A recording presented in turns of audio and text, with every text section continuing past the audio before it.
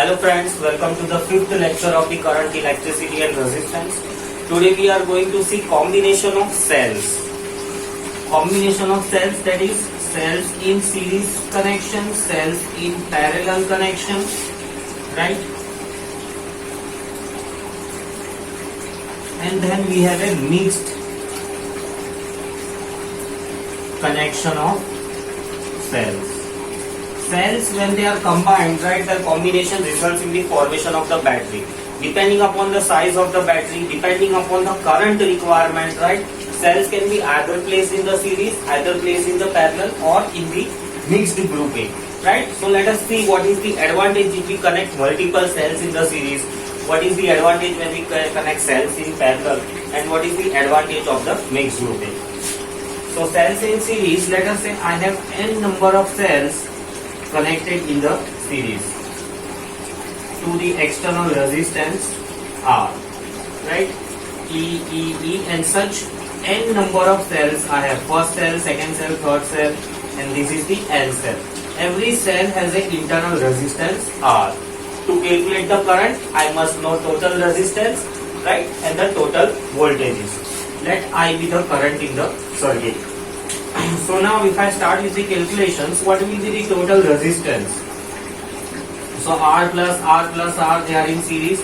So N times R plus this external resistance.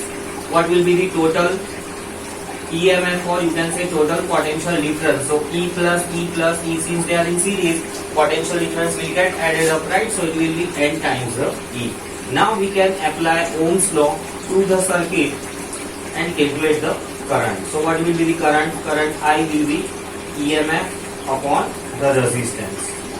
So this is the current flowing in the circuit. Now here the thing to notice is that if you have internal resistance much greater than R, right, this internal resistance is much greater than R. So this term is greater, we can ignore the smaller term.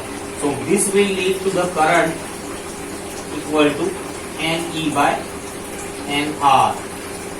So NN gets cancelled, that is E by R. How much current is this? This is the current only due to single cell. So when external resistance is small, the total current will be equal to just the current of the one cell.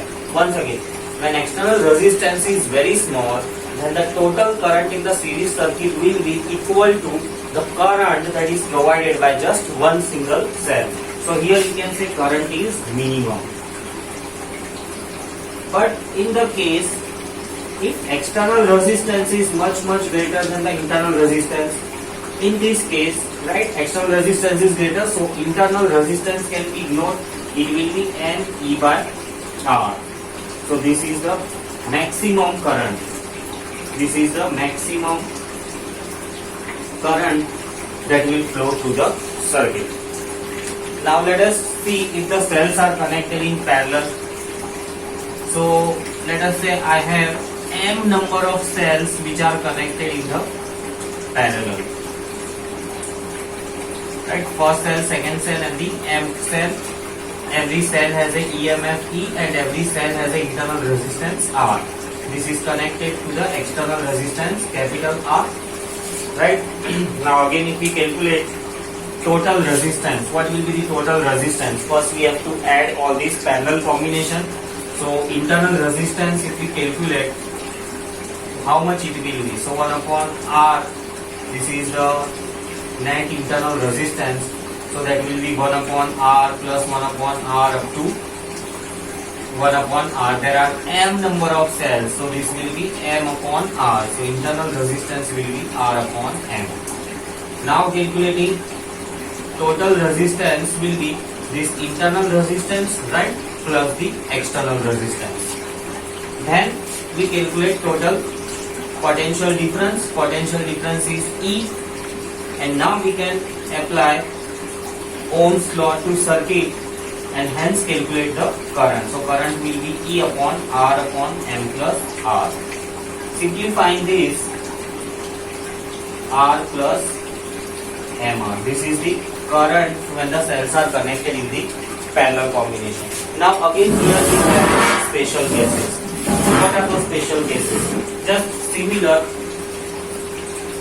special case, right? In case if this external resistance, in case if the external resistance, that is the term MR, is less than the internal resistance. So in case when the external resistance is less, this will lead to the current given by M times E by R. So this is the maximum current that will flow, right? M times the current from the one cell. M times the current from the one cell. So here maximum current will flow when the external resistance is smallest. And similarly, if MR is greater than the small r, so in this case current will be equal to E by capital R. So this is the least current that will flow, which is equal to the current provided by the one single cell. So that is the cells connected in parallel. Right? Both the conditions, they are exactly opposite of one another. Here the maximum current flows when external resistance is large, and here maximum current flows when the external resistance is least. Right? Then next we have a mixed connection of the cells. In mixed connection, what do we consider? We consider that there are n number of cells, right? N number of cells, and such type of m rows we have. So such type of m rows. This is the first row, second row, third row, and m rows we have. So what will be the current in such circuit? Right, we connect some external resistance capital R. Now here again we have to calculate the internal resistance and we have to calculate the total potential difference. So let us calculate the internal resistance.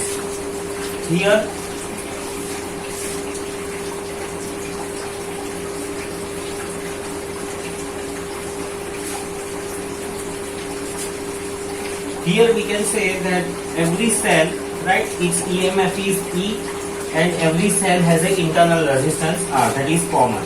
So if we note down that for each row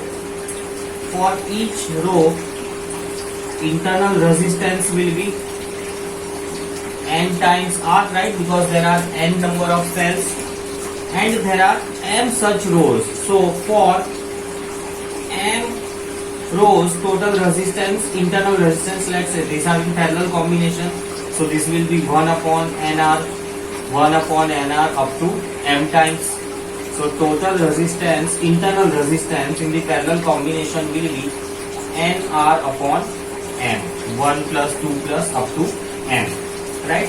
So now if we calculate total resistance, how much it will be? Internal resistance plus external resistance. So this is the total resistance we have calculated. Now if we calculate total potential difference, how much it will be? NE, correct? Every row will deliver NE, so total potential difference will be just NE. This row has potential difference N times C, N times C, N times C, all are in parallel, so N times C. Now we can calculate total current. So applying Ohm's law to circuit, total current will be, right, that will be potential difference upon NR by M plus R. This will give you the total current. Now, depending upon the quantity of current required, you can control the number of cells connected in the series and such number of the parallel rows. This is the equation to frame a battery. Experimentally, it is found that if the internal resistance is equals to external resistance, if this condition is satisfied, then current will be maximum in such combination. So these are the formulas very much helpful in designing of a battery, right? Here in this condition we know that if external resistance is equals to the total internal resistance. Here to get maximum current, external resistance must be small in parallel combination, and here external resistance must be large in the series combination, so we will have a maximum current.